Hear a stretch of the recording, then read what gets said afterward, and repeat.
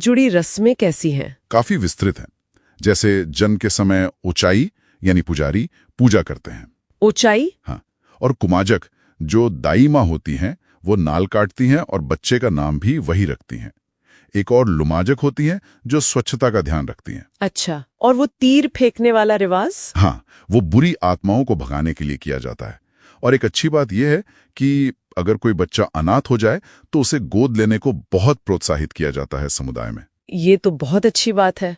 और विवाह? विवाह मुख्यतः 3 तरह के होते हैं और सबसे खास बात, दहेज सख्त वर्जित है। वाह, ये तो बहुत ही महत्वपूर्ण है आज के समय में भी। बिल्कुल। शादी में फिर ओछाई वेदी बनाते हैं जिसे हाया कहते हैं। देवी देवताओं की पूजा होती है, पवित्र जल से स्नान होता है, मेहमानों का स्वागत पैर धोकर करने की भी परंपरा है। सुंदर। लेकिन तलाक? तलाक की अनुमति है, पर हाँ, शोध पत्र इस ओर इशारा करता है कि अब कुछ समस्याएं जैसे बाल विवाह, दहेज की मांग, घरेलू हिंसा ये बढ़ रही हैं। चिंता का विषय है ये। ये चिंताजनक है। क्या पत्र इसके कारणों पर कुछ कहता है? सीधे तौर पर गहरा विश्लेषण तो नहीं है, पर अक्सर ये चीजें बाहरी सामाजिक प्रभाव और जो पारंपरिक नियम हैं उनके कमजोर होने से जुड़ी होती हैं। समझ गए। और मृत्यु के बाद? मृत्यु के बाद भी कई रस्में हैं। शव को नहलाते हैं, नए कपड़े पहनाते हैं, माइखलाए यानी भोजन देते हैं। माइखलाए? हाँ, फिर आंगन के साथ चक्कर लगाकर शमशान ले जाते हैं, जिसे सिमा लवंग कहते हैं। पत्नी शमशान नहीं जाती। अच्छा, और शव को नग्न जलाने का क्या मतलब है? वो एक प्रतीकात्मक चीज है।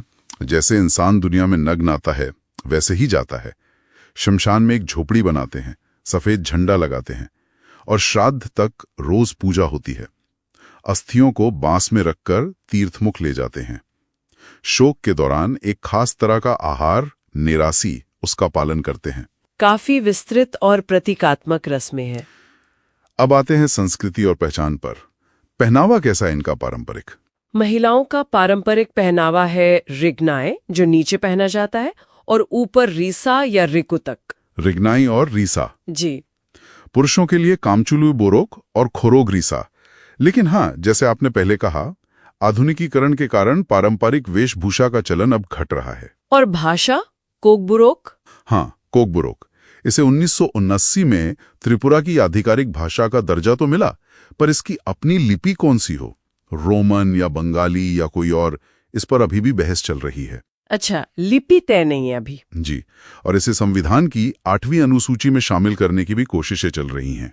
और धर्म के बारे में क्या? पत्र में गारिया पूजा का जिक्र था।